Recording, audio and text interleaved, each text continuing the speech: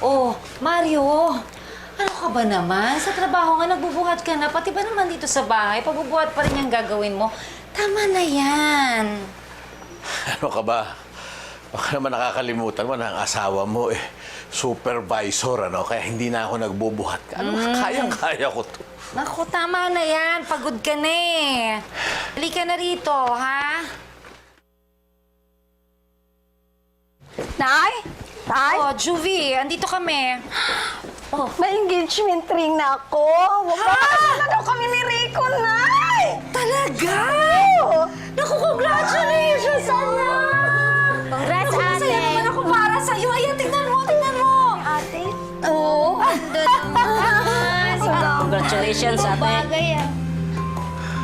Salamat, Joel. O, di ba? Ang tatay mo. Tay! Magpapakasal na daw kami ni Rico. Wow. Congratulations, anak, ha? Happy ako para sa'yo. Tay? O, dali, patingin na. Ulit, patingin na ulit. Dali. Joel, Dali, tingnan mo. Oh, di ba? Ayan, oh. Oo. At saka malaki yung bato, ha? Oo. Naku, swerte ka na, anak kay Rico. Napakabait. Nagsimula ng maghanda sina Juvie at Rico para sa kanilang kasal. Pero isang araw, hindi nila inasahang isang pagsubok pala ang parating sa kanilang pagsasama.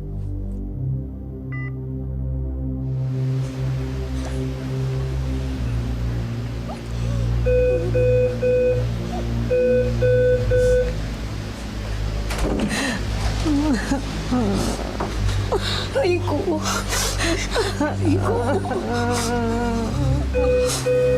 Tita Sandra, ano po nangyari kay Rico?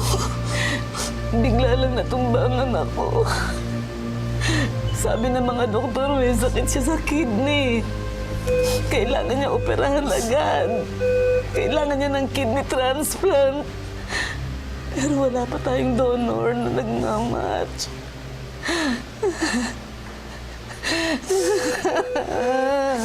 Rico, maghahanap kami ng kidney donor para sa'yo. Basta sundin mo lang lahat ng sinasabi ng doktor. Diba? May usapan pa tayo magpapakasal.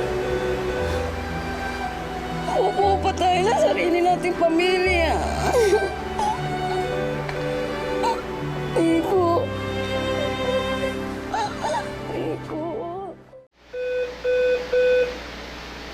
Pakasal na tayo. Bago umuwala. Pakasal na tayo. Rico, magsalita ng ganyan. Kagaling ka.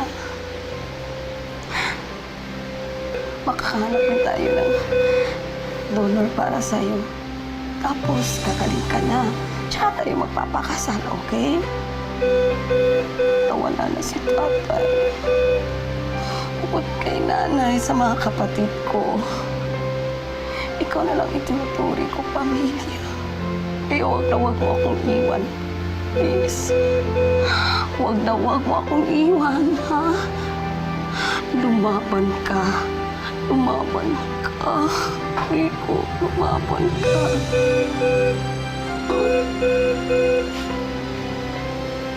Lalaban ako.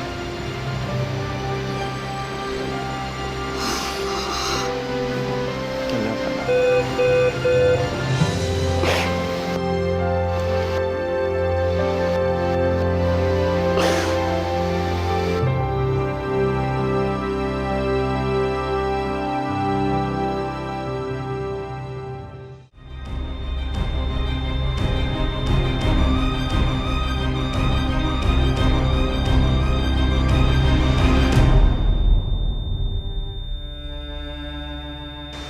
Time of death, 4:45 a.m.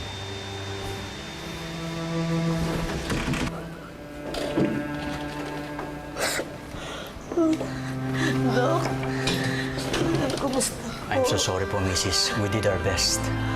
Excuse me po.